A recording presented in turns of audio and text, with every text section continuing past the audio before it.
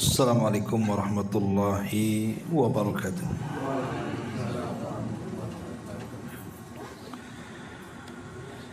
Alhamdulillah wassalatu wassalamu ala Rasulillah wa ala alihi wa sahbihi wa mawalah wa la hawla wa la quwata illa billahi wa ba'du.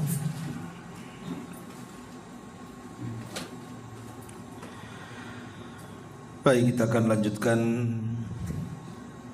kajian kita, masih membahas fikih dari Asmaul Husna, dan kita sudah masuki nama Allah Subhanahu wa taala Al-Waliyyu wal Maula.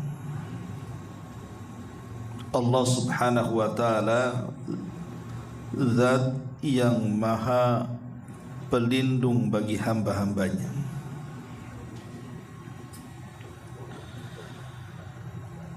Ma'asyiral muslimin wal muslimat rahimani wa rahimakumullah. Al-Waliyyu wal Maula. Dua nama ini banyak sekali disebutkan di dalam Al-Quran Al-Karim. Di antaranya disebutkan dalam surah Asy-Syura ayat 9 di sini. Waalaikumsalam. Allah Subhanahu wa taala berfirman, "Amittakhadhu min dunihi awliya fallahu huwal waliyyu wa huwa yuhyil mauta wa huwa ala kulli syai'in qadir." Atau patutkah mereka mengambil pelindung-pelindung selain daripada Allah, maka Allah, Dia adalah pelindung yang sesungguhnya, dan Dia menghidupkan orang yang mati, dan Dia adalah Zat yang maha kuasa atas segala sesuatu. Di sini ada kalimat fallahu huwal wali. Dan juga di ujung surah Asy-Syura ayat 28, wa huwal waliyul hamid, dan Dia adalah maha pelindung lagi maha terpuji. Dan Allah katakan dalam surah An-Nisa 45, wa kafa billahi waliyya, dan cukuplah Allah menjadi pelindung bagimu. Adapun kalimat maula juga disebutkan dalam Quran, dalam surah Al-Hajj ayat 78. Allah mengatakan, wa'tasimu billahi huwa maulakum, dan berpeganglah kepada tali Allah, karena Dia, maksudnya Allah, adalah pelindung kalian. Di sini Allah katakan maula, sebelumnya wali. Dan juga disebutkan dalam surah Al-Imran 150, balillahu maulakum, tetapi ikutilah Allah karena Allah adalah pelindung kalian. Dan dalam surah At-Tahrim ayat 2, wallahu maulakum wa huwal alimul hakim, Dialah Allah yang melindungi kalian atau yang maha pelindung untuk kalian, dan Dia maha mengetahui lagi maha bijaksana. Dan banyak lagi ayat-ayat yang menjelaskan tentang nama Allah Al-Wali dan Al-Maula. Lalu apa bedanya? Dua kalimat ini apa bedanya? Al-Wali dan Maula di sini. Kalimat Al-Wali itu diambil dari kalimat Al-Waliyu. Secara bahasa, kalimat Al-Wali itu diambil dari kalimat Al-Waliyu. artinya al-qurbu wad-dunu. Jadi secara bahasa kalimat wali diambil dari kata al-waliyu, artinya al-qurbu wad-dunu. Qurbu itu artinya dekat, dunu juga dekat. Adapun kalimat al-maula secara bahasa itu diambil dari dua kalimat. Pertama al-walayah dan yang kedua al-wilayah. Tentu berbeda maknanya. Kalau kalimat al-maula diambil dari kalimat al-wilayah, wilayah itu artinya kekuasaan, berarti makna al-maula artinya pemilik kekuasaan. Tetapi kalau al-maula diambil dari kata al-walayah menggunakan fathah, maka artinya an-nasru, Allah zat yang maha penolong.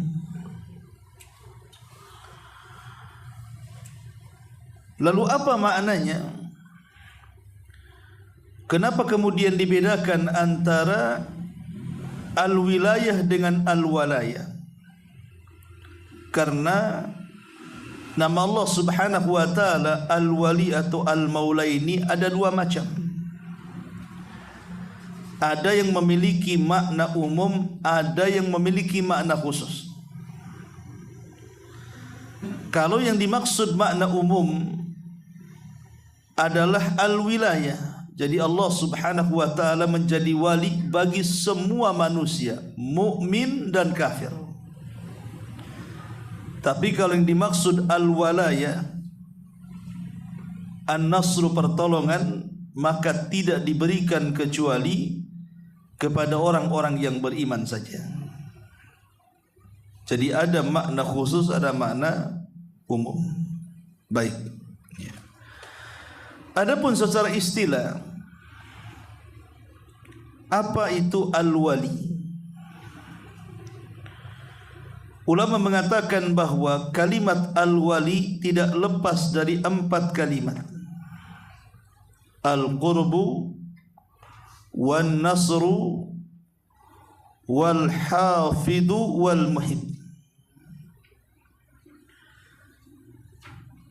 Jadi al-wali adalah al-qurbu, maksudnya kedekatan Allah subhanahu wa ta'ala dengan hamba-hambanya. Yang kedua an-nasir, bahwa Allah subhanahu wa ta'ala akan menolong hamba-hambanya. Dan yang ketiga al-hafid, Allah subhanahu wa ta'ala akan melindungi dan menjaga hamba-hambanya. Dan yang terakhir al-muhib, Allah subhanahu wa ta'ala akan mencintai hamba-hambanya. Jadi Allah akan dekat dengan hambanya, Allah akan menolong hambanya, Allah akan menjaga hambanya, dan Allah akan mencintai hambanya. Berarti al-wali tidak berlaku kecuali kepada orang-orang yang beriman. Kalimat al-wali tidak berlaku kecuali kepada orang-orang yang beriman saja.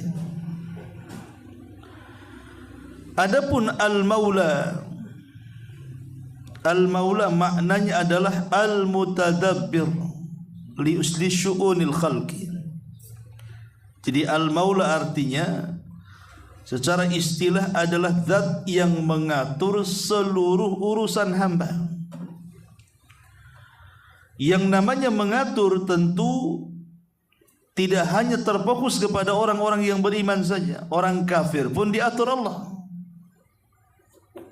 Berarti al-maula ini maknanya umum, bisa mencakup orang-orang yang beriman, bisa mencakup orang-orang kafir. Tapi al-wali tidak diberikan kecuali kepada orang-orang yang beriman saja. Baik, ma'asyiral muslimin yang dimuliakan Allah subhanahu wa ta'ala, setelah kita tahu makna daripada al-wali dan al-maula di sini dan perbedaan keduanya, kita akan memberikan gambaran bagaimana Allah Subhanahu wa taala tersifati dengan nama Al-Wali dan Maula, zat yang Maha Pelindung. Untuk apa? Khotfidin muliakan Allah Subhanahu wa taala. Kalau kita merenungkan bahwa Allah Subhanahu wa taala Al-Wali dan Al-Maula, maka ini akan mendatangkan ketenangan kepada kita dan menghilangkan rasa takut dan khawatir dari dada kita. Kenapa? Karena kita punya pelindung.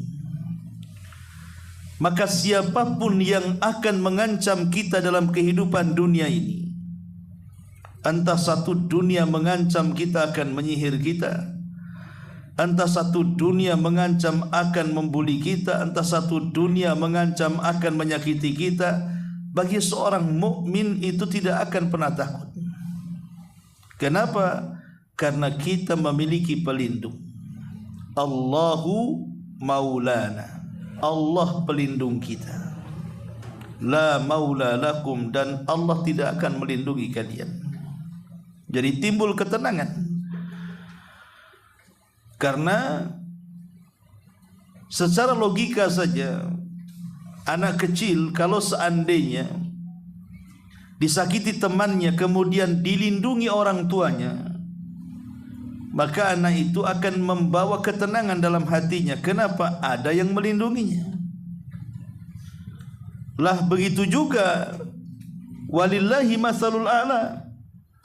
Ketika kemudian kita merasa dilindungi oleh Allah Subhanahu wa taala dalam kehidupan dunia ini, maka kita akan merasakan ketenangan dan tidak akan merasakan kebimbangan dalam hidup. Itulah Al-Wali wal Maula, zat yang Maha Pelindung. Ma'asyiral muslimin yang dimuliakan Allah Subhanahu wa taala, baik kita akan sedikit bicara tentang kisah-kisah supaya lebih memahami kalimat Al-Wali wal Maula di sini. Di zaman Nabi sallallahu alaihi wasallam, tepat ketika terjadi perang Uhud, tepat ketika terjadi perang Uhud, kita tahu bahwa dalam perang Uhud ini, Waalaikumsalam, Nabi sallallahu alaihi wasallam pernah dihabarkan akan kematiannya. Karena ketika itu ada seorang sahabat namanya Mus'ab ibnu Umair radhiyallahu an. Itu kalau menggunakan pakaian jirah ataupun baju besi, itu perawakannya persis seperti perawakan Nabi, baik dari depan ataupun belakang. Sehingga ketika Mus'ab ibn Umair gugur mati syahid di perang Uhud ini, orang-orang menyangka bahwa itu adalah Nabi, padahal Mus'ab ibn Umair. Maka akhirnya kemudian orang-orang kafir Quraisy menyebarkan berita hoax akan kematian Nabi sallallahu alaihi wasallam. Padahal Nabi sallallahu alaihi wasallam belum meninggal dan diselamatkan oleh para sahabat Nabi sallallahu alaihi wasallam yang lainnya. Saat malam tiba, orang-orang kafir ini sudah mengira bahwa Nabi sallallahu alaihi wasallam sudah mati. Maka Abi Sufyan yang ketika itu menjadi pemimpin perang dari pihak musuh sebelum masuk Islam, mendatangi kaum muslimin di tengah-tengah kegelapan. Maka Abi Sufyan ingin memastikan apakah Rasul masih hidup atau tidak. Jadi Abu Sufyan berteriak dan mengatakan, "Afikum Muhammad, apakah Muhammad masih hidup?" Maka Nabi SAW yang ketika itu bersembunyi di semak-semak dan mengatakan, "La tujibu, jangan kalian jawab." Karena tidak ada jawaban, maka Abi Sufyan berteriak lagi, "Afikum Abu Quhafa, apakah di antara kalian ada Abu Quhafa?" Maksudnya Abu Bakar Siddiq radhiyallahu an. Sampai 3 kali memanggil-manggil. maka Rasul juga mengatakan kepada para sahabatnya, diam, jangan dijawab, karena malam-malam masalahnya kan. Kemudian Abu Sufyan berteriak lagi, afikum Umar, apakah ada Umar di situ? Maka Rasul tetap mengatakan, la tujibu, jangan kalian jawab. Maka para sahabat Nabi SAW kemudian saling memandang satu dengan yang lainnya. Maka tiba-tiba kemudian Abi Sufyan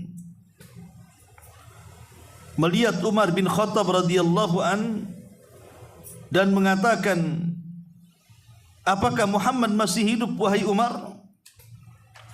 Maka Umar mengatakan, ya, Nabi kami masih hidup. Maka Abi Sufyan mengatakan, aku benarkan ucapanmu dan aku dustakan teman-temanku. Berarti teman-temanku ini sudah berdusta bahwa Muhammad sudah mati. Aku lebih percaya kepada kamu wahai Umar. Maka kemudian tiba-tiba Abi Sufyan rahimahullah Abi Sufyan kemudian mengatakan kepada Umar radhiyallahu an, kadzabta ya aduwallah, engkau berdusta wahai musuh Allah. Kemudian Rasul mengatakan, kalau begitu jawablah, jawablah wahai Umar. Maka Umar radhiyallahu an kemudian terdiam, sampai kemudian Abi Sufyan mengatakan, u'lu Hubal, maha tinggi Hubal, maha tinggi Hubal. Maka Rasulullah SAW mengatakan kepada Umar, qulu Allahu a'la wa ajal, katakan ya Umar, Allah lebih tinggi dan lebih mulia dibandingkan Hubal. Maka Abi Sufyan mengatakan, ala lanal uzza wa la uzza lakum, ingat kami punya Uzza dan kalian tidak punya Uzza. Maksudnya kami punya berhala namanya Uzza, kalian tidak punya berhala namanya Uzza. Maka Nabi mengatakan kepada Umar, jawab lagi wahai Umar, Allahu maulana la maula lakum, Allah adalah pelindung kami dan Allah tidak akan melindungi kalian. Di sini Nabi SAW mengajarkan kepada Umar dan para sahabat yang lainnya dan juga kepada kita bahwa Allah adalah pelindung kita dan bukan pelindung orang-orang kafir. Ma'asyiral muslimin yang dimuliakan Allah Azza wa Jalla, makanya Nabi SAW mengajarkan doa dalam kunut subuh itu. Salah satunya apa? Doa yang diajarkan Rasul kepada Husain, Allahumma hdini fiman hadait wa afini fiman afait wa tawallani fiman tawallait. Ya Allah, berikanlah aku petunjuk di antara orang-orang yang kau berikan petunjuk. Berilah kesejahteraan kepadaku di antara orang-orang yang kau beri kesejahteraan. Berilah perlindungan kepadaku di antara orang-orang yang kau beri perlindungan. Di sini Nabi SAW mengajarkan wa tawallani fiman tawallait, berilah perlindungan, karena Allah Subhanahu wa taala Maula yang melindungi kita. Makanya kalau kita lihat di dalam qasasul Quran, kisah-kisah di dalam Al-Quranul Karim, bagaimana Allah Subhanahu wa taala membuktikan namanya Al-Wali wal Maula. Contoh ketika anak-anak muda Ashabul Kahfi ma'ruf di dalam surah Al-Kahfi dikejar-kejar oleh penguasa Romawi. Akhirnya kemudian anak-anak muda ini bersembunyi di gua. Maka Allah Subhanahu wa taala melindungi mereka sampai Allah tidurkan mereka 3 abad lagi. Setelah kemudian terbangun, rupanya raja yang selama ini mengejar-ngejar dia sudah meninggal dunia dan sudah berubah kekuasaannya menjadi kekuasaan yang beriman. Rajanya beriman setelah mereka bangun. Sudah diganti lagi rezimnya. Siapa yang melindungi Ashabul Kahfi? Padahal mereka dikejar-kejar oleh ribuan tentara.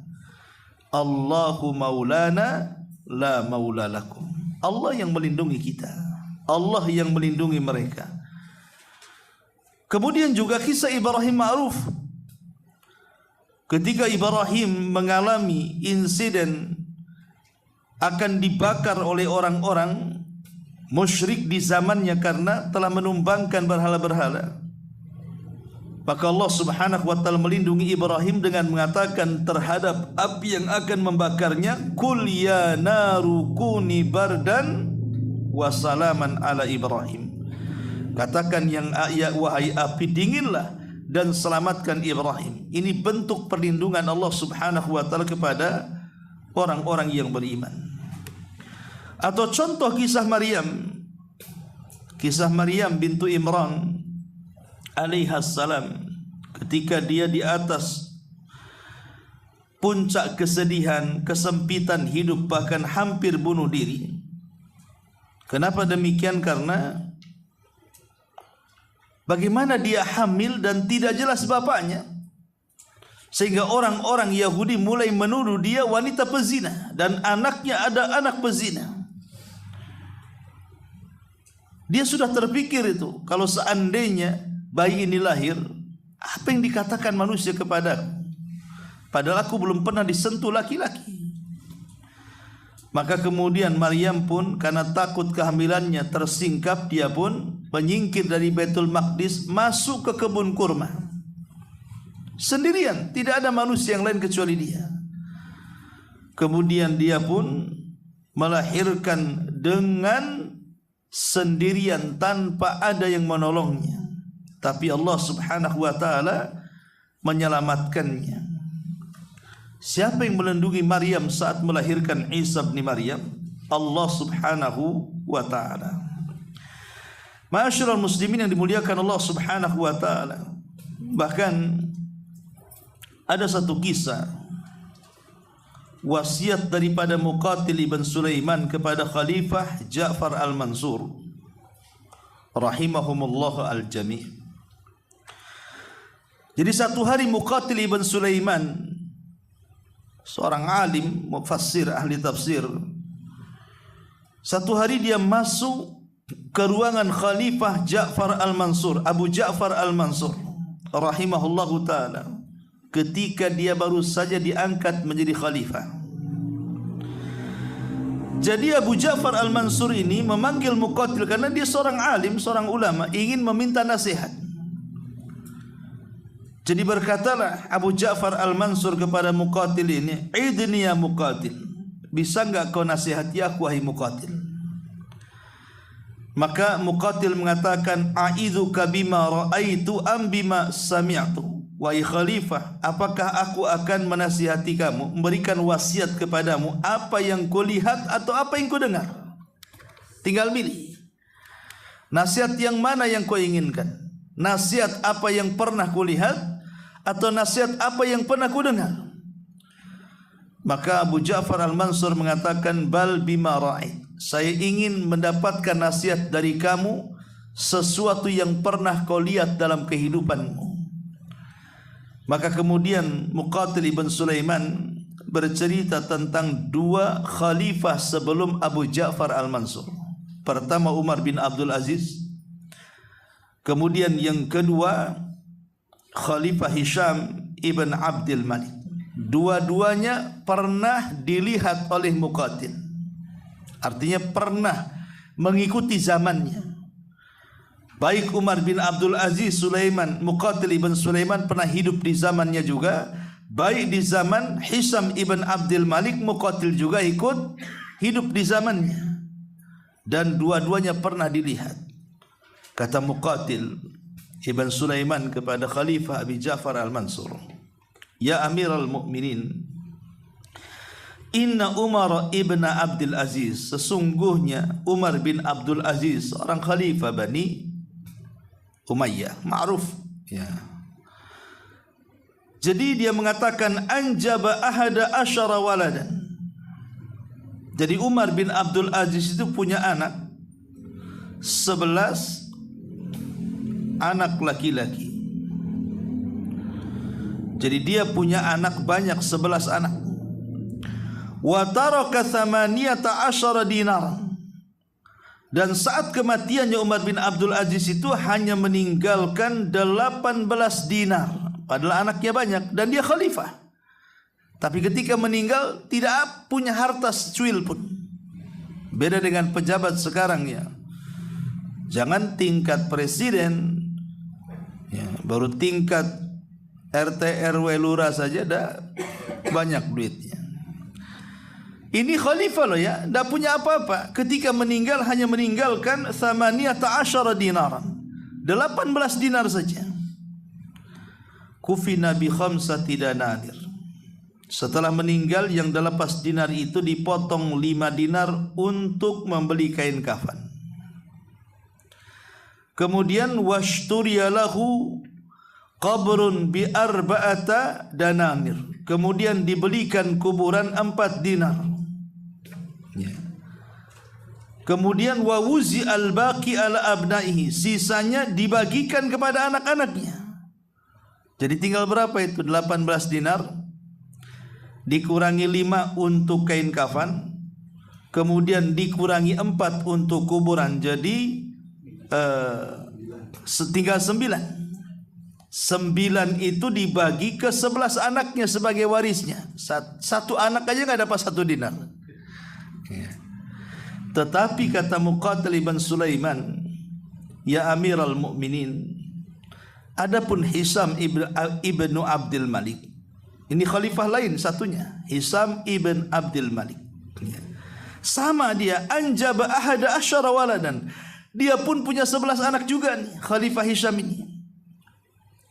Kemudian kata dia, wa kana nasibu kulli waladin minat tarikati, sementara anak-anaknya yang 11 setiap satu anak mendapatkan waris alfa dinar, 1 juta dinar per anak. 1 juta dinar per anak. 11 anak loh, berarti kaya Hisam ibn Abdul Malik kan, karena setiap satu anak dapat 1 juta dinar. Ya. Ma'asyiral muslimin yang dimuliakan Allah Subhanahu wa taala. Jadi Khalifah Abu Ja'far Al-Mansur mengatakan, ya Muqatil, apa maksudmu membanding-bandingkan keluarga Umar bin Abdul Aziz dengan keluarga Hisam ibn Abdul Malik di sini, maksudnya apa maksudmu? Maka Muqatil ibn Sulaiman menceritakan lagi kisahnya. Kata dia, wahai Amirul Mukminin, laqad ra'aitu fi yaumin wahidin ahadu abna'i Umar ibni Abdul Aziz yatasaddaqu bi 100 farasin lil jihadi fi sabilillah wa ahadu abna'i Hisham yatasawwal fil aswaq. Tapi seiring berjalannya waktu, setelah kemudian anak-anak 2 khalifah ini besar, aku melihat dalam satu hari 2 peristiwa. Aku melihat salah satu anak Umar bin Abdul Aziz setelah dewasa menjadi kaya raya, dia bersedekah dengan 100 kuda untuk jihad di jalan Allah. Tetapi dalam satu waktu aku melihat anak Hisham ibn Abdul Malik fakir, miskin, dan meminta-minta di pasar-pasar.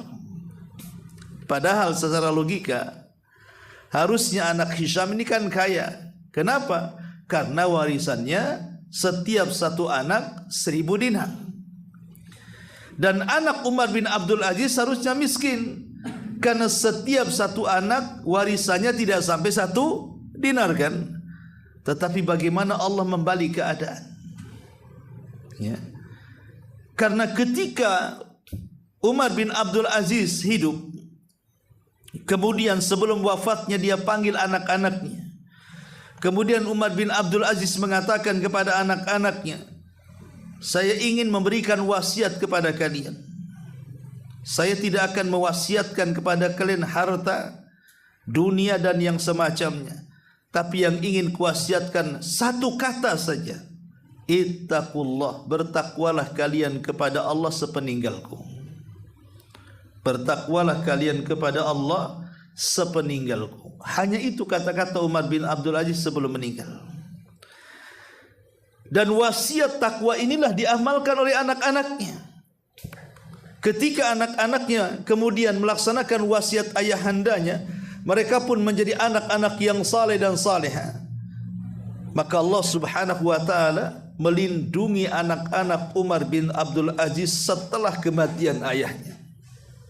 Tapi sebaliknya, Hisam ibn Abdul Malik tidak pernah mewasiatkan takwa kepada anaknya, hanya mewasiatkan urusan dunia. Maka setelah kematiannya, lihat, Allah Subhanahu wa taala tidak mengangkat derajat mereka seperti mengangkat derajat anak-anak Umar bin Abdul Aziz. Padahal mereka ketika mendapatkan warisan tidak banyak, sementara anak-anak Hisam ketika mendapatkan warisan banyak. Siapa yang melindungi anak-anak Umar bin Abdul Aziz kalau bukan Allah? Karena sesungguhnya Allahu waliyul ladzina amanu, dan Allah adalah pelindung bagi orang-orang yang beriman. Pertanyaannya,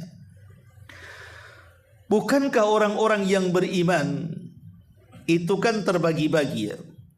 Kita ini orang Islam itu kan terbagi menjadi 3. Yang pertama, ada yang disebut dengan zalimul li nafsi, menzalimi dirinya.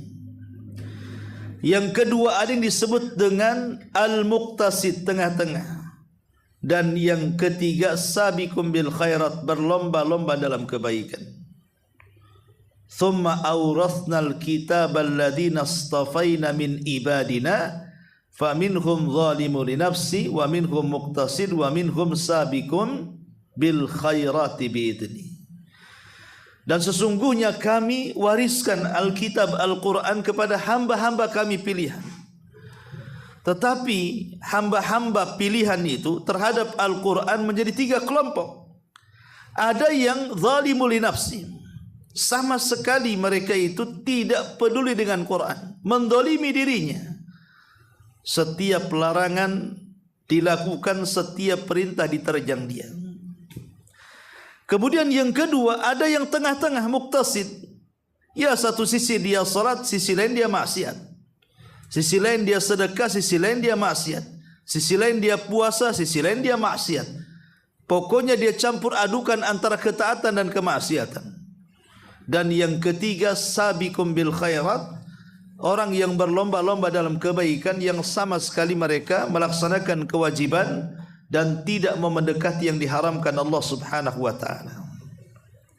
Pertanyaannya, apakah Allah Subhanahu wa taala juga pelindung bagi 3-tiganya?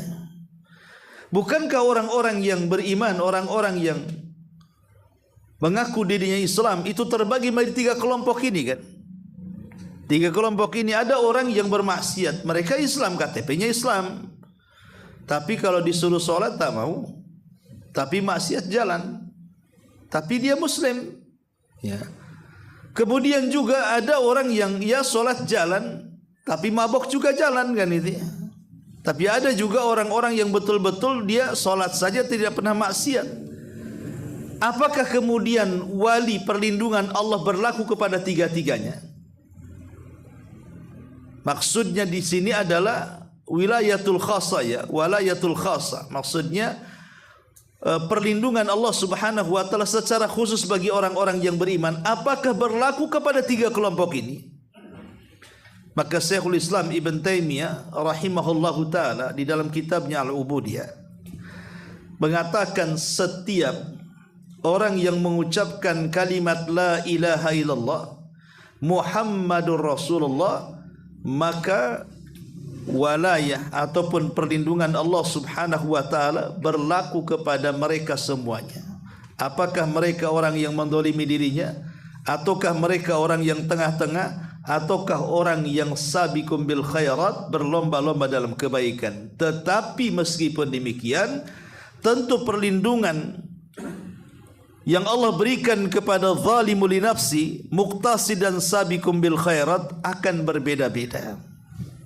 Satu dengan yang lainnya akan berbeda-beda. Kedekatan Allah, pertolongan Allah, penjagaan Allah, kecintaan Allah kepada 3 kelompok ini tentu akan berbeda-beda ya. Jadi dekatnya Allah, menolongnya Allah, menjaganya Allah dan juga cintanya Allah kepada orang yang zalim terhadap dirinya tentu akan berbeda dengan orang yang muqtasid tengah-tengah. Dan juga terhadap orang yang muqtasid akan berbeda dengan orang yang sabiqum bil khairat. Maka wilayah Allah atau walayah Allah terhadap orang-orang yang sabiqum bil khairat tentu akan lebih lagi dibandingkan yang muqtasid, apalagi dibandingkan yang zalimul li nafsi, orang yang menzalimi dirinya. Tetapi tiga-tiganya juga mendapatkan perlindungan dari Allah Subhanahu wa taala selama mereka mengucapkan kalimat la ilaha illallah Muhammadun Rasulullah. Makanya kan ada istilah dalam setiap keanehan itu, ada namanya mukjizat, ada namanya karamah, ada namanya al-i'anah. Adapun mukjizat tentu para nabi itu melindungi para nabi, mukjizat. Adapun karamah tentu melindungi para wali. Adapun al-maunah atau al-i'anah itu melindungi orang-orang biasa yang beriman kepada Allah Subhanahu wa taala. Kan beda-beda senjata perlindungannya juga. Tentu mukjizat mereka adalah sabiqum bil khairat. Adapun kemudian karamah yang mungkin muqtasid, ya, wali-wali Allah Subhanahu wa taala. Adapun kemudian al-mauna atau al-i'ana mungkin kepada orang-orang yang zalimu li nafsin.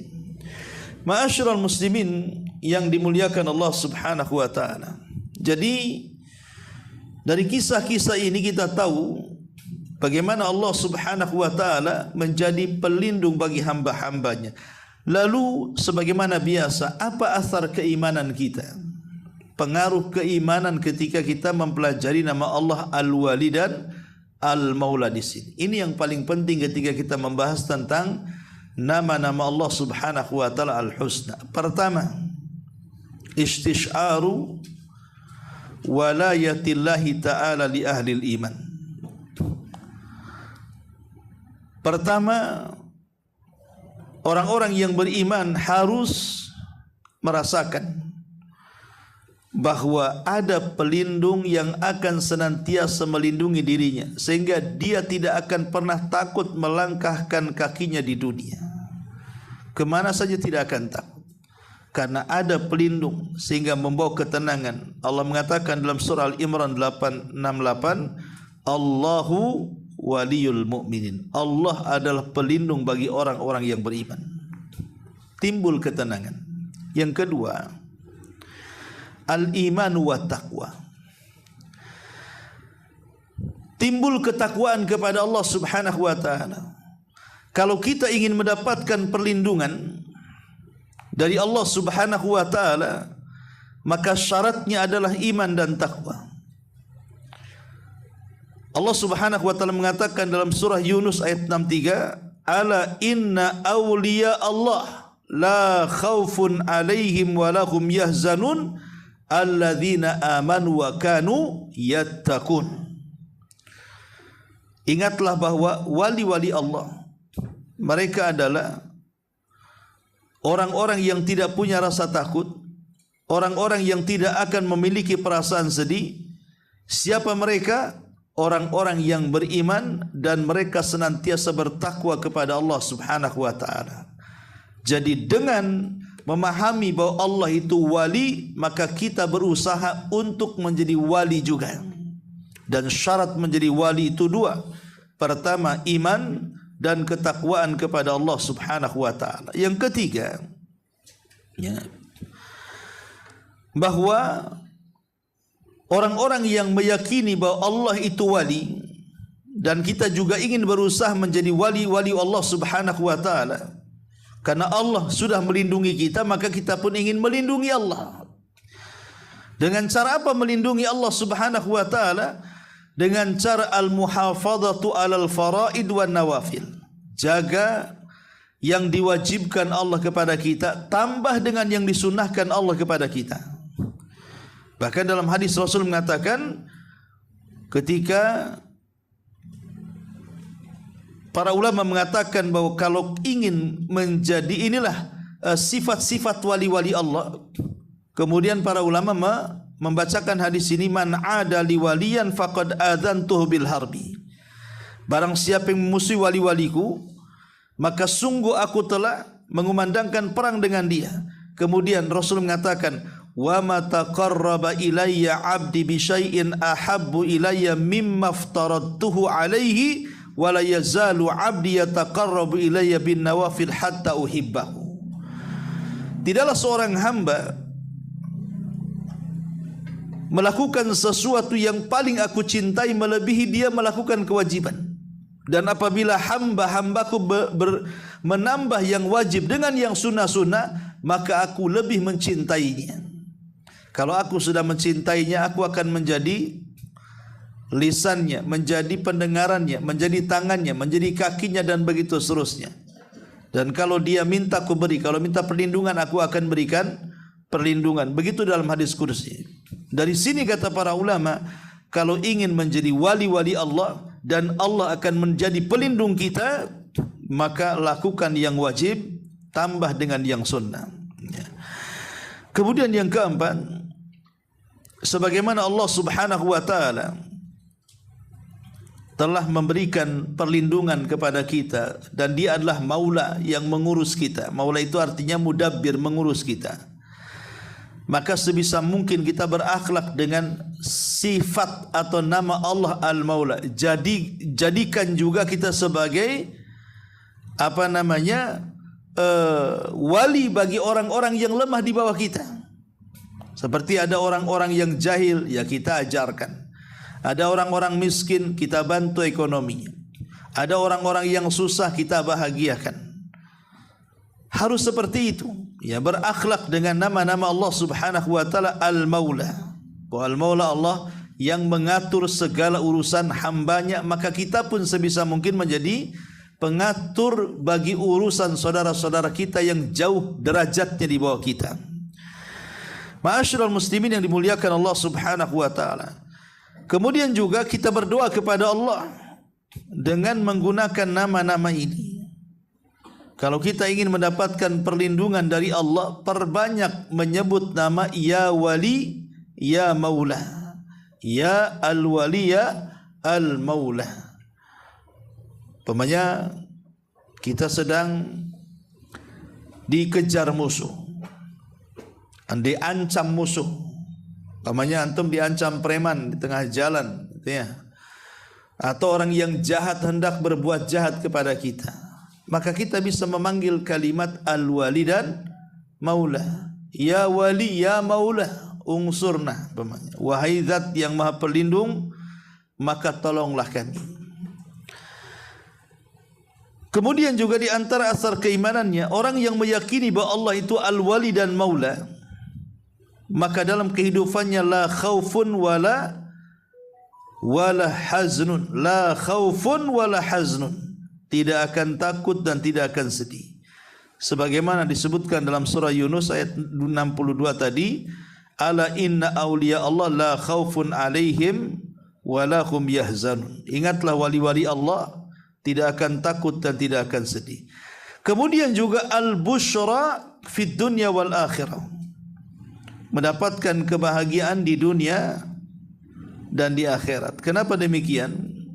Karena di antara kalimat Al-Wali tadi apa? Al-Muhib. Allah mencintai hambanya. Karena ada 4. Pertama, kedekatan Allah dengan kita. Kedua, apalagi? Allah menolong kita. Yang ketiga, Allah menjaga kita. Yang keempat, Allah mencintai kita. Apa konsekuensinya Allah Subhanahu wa taala mencintai kita? Ma'ruf. Dalam hadis Nabi SAW yang sering saya katakan, Allah kalau cinta dengan hambanya, pertama yang dipanggil siapa? Jibril.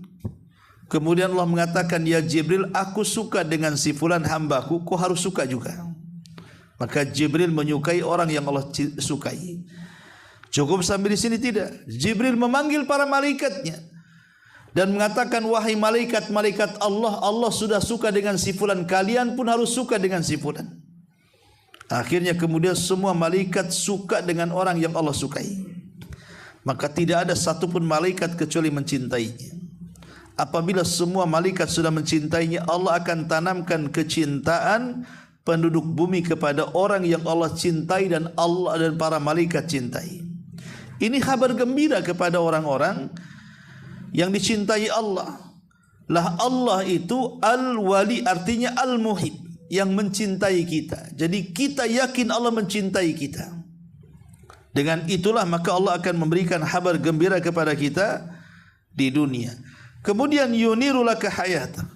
Orang yang meyakini Allah itu pelindung, maka akan disinari kehidupannya dengan apa? Dengan hidayah. Dengan hidayah, sebagaimana Allah Subhanahu wa taala ketika menceritakan tentang kisah Yunus ibn Matta yang berada di perut ikan, kemudian dilindungi Allah dan dikeluarkan dari perut ikan, akhirnya mendapatkan cahaya setelah kegelapan. Dia gelap di perut ikan, gelap di dasar lautan, dan gelap di tengah malam. Karena Allah melindungi Yunus, akhirnya ditumpahkan ke daratan dan hilanglah kegelapan, kemudian tumbuh cahaya yang bisa mengharapkan kehidupan dan dakwah setelahnya. Ma'asyiral muslimin yang dimuliakan Allah Azza wa Jalla. Kemudian juga pertolongan. Dengan kita meyakini Allah itu Al-Wali atau Al-Maula, maka Allah Subhanahu wa taala akan mendatangkan pertolongan kepada kita. Kemudian juga Al-Karamah, kemuliaan. Kemudian juga As-Sakinatul Qalbi, ketenangan hati, dan begitu seterusnya. Banyak lagi di antara asar-asar keimanan ketika kita meyakini Allah itu Al-Wali dan juga Al-Maula. Ma'asyiral muslimin yang dimuliakan Allah Subhanahu wa taala, dahulu ada seorang sahabat namanya Asim ibn Thabit radhiyallahu anhu. Asim ibn Thabit radhiyallahu anhu. Sahabat ini diutus oleh Nabi SAW untuk mengajarkan satu kabilah yang datang kepada Rasul minta ustaz. Maka Rasul kemudian mengirim Asim ibn Thabit, tetapi kabilah itu justru berkhianat, malah menangkap Asim ibn Thabit kemudian mengikatnya dan hendak membunuhnya. Maka Asim ibn Thabit kemudian dia pun berdoa kepada Allah sebelum meninggalnya dan mengatakan, Allahumma inni uqsimu alaika alla yamassani kafirun. Ya Allah, aku bersumpah atasmu agar jasadku jangan kau sentuhkan kepada orang-orang kafir. Jangan kau sentuhkan kepada orang-orang kafir. Maka ketika dia berada di tiang gantungan, orang-orang kafir memanahnya kemudian membunuhnya. Lah ketika kemudian orang ini hendak menjual kepada orang-orang Quraisy, karena di antara orang-orang Quraisy itu kan menawarkan, siapa yang punya jasad sahabat-sahabat Nabi, jual kepada kami, kami akan beli. Jadi oleh kabilah ini, jasadnya Asim ibn Thabit ini setelah meninggal ingin dibawa ke Quraisy dan ingin dijual kepada orang-orang kafir Quraisy. Tetapi di malam hari, entah kenapa tiba-tiba ketika jasad itu ditinggalkan, kemudian Allah Subhanahu wa taala mengirim semacam tawon, entah dari mana datangnya, kemudian mengurumuni jasad itu. Setelah itu kemudian datang hujan, kemudian banjir, terbawalah kemudian air, entah kemana jasadnya, tidak ditemukan. Karena sahabat Asim ibn Thabit ini sudah berdoa kepada Allah, ya Allah, jangan sampai jasadku dihinakan orang kafir, apalagi disentuhnya. Maka Allah Subhanahu wa taala Maulal ladzina amanu, dia adalah pelindung bagi orang-orang yang beriman. Allah kabulkan keinginannya, jasadnya tidak ditemukan, bahkan tidak disentuh orang kafir sedikit pun. Ya. Itulah menunjukkan bahwa bagaimana Allah Subhanahu wa taala memberikan perlindungan kepada hamba-hambanya, memberikan kepada hamba-hambanya orang-orang yang beriman seperti Asim ibn Thabit radhiyallahu an. Bahkan kita tahu bahwa kasus yang terjadi di zaman para sahabat seperti yang terjadi kepada Sa'id ibn Zaid radhiyallahu an. Sa'id ibn Zaid radhiyallahu an. Jadi Sa'id ibn Zaid ini satu hari berkonflik dengan seorang wanita gara-gara pengakuan wanita ini bahwa tanah milik dia adalah tanah milik wanita itu. Maka akhirnya kemudian Sa'id bin Zaid ini satu di antara 10 sahabat yang dijanjikan surga kan dia itu. Datang kepada Khalifah Marwan di zaman itu dan mengatakan, ya Marwan, ya Khalifah, ini wanita ini dia mengaku-ngaku bahwa itu tanah dia, padahal itu tanahku. Maka kata Khalifah Marwan, engkau punya bukti kalau itu tanahmu, entah surat, entah apa, sertifikat atau apa.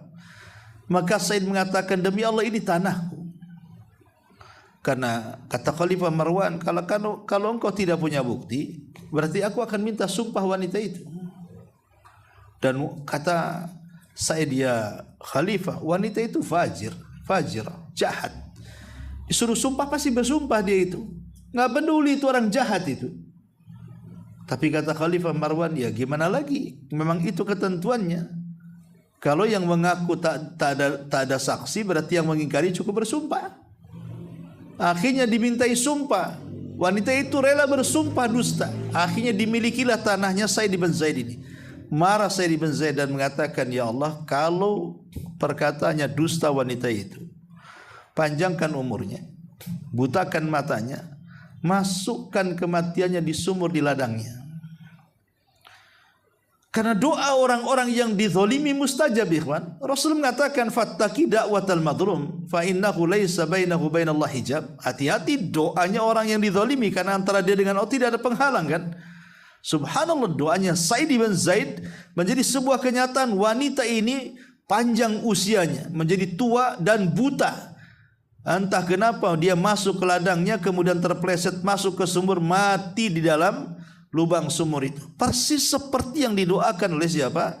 Sa'id bin Zaid. Dan ini menunjukkan apa? Bagaimana Allah melindungi Sa'id bin Zaid dari fitnah. Kalau dia menyerobot tanah wanita itu, padahal sebaliknya, wanita itu yang merobot tanahnya. Jadi ini diantara bagaimana Allah Subhanahu wa ta'ala melindungi orang-orang yang beriman, karena Allah adalah Al-Wali Al-Maula. Ya. Inilah diantara pembahasan, antum baca sendiri, isinya ya tidak lebih dari apa yang sudah jelaskan. Cuman saya hanya persingkat saja biar mudah dipahami. Kalau kita baca teksnya mungkin malah membingungkan. Baik, sampai di sini. Sebelum saya tutup, silakan kalau ada yang mau bertanya.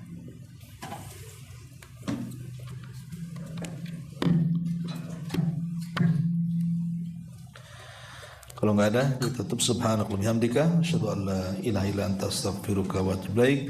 Allahu ta'ala. Assalamualaikum warahmatullahi wabarakatuh.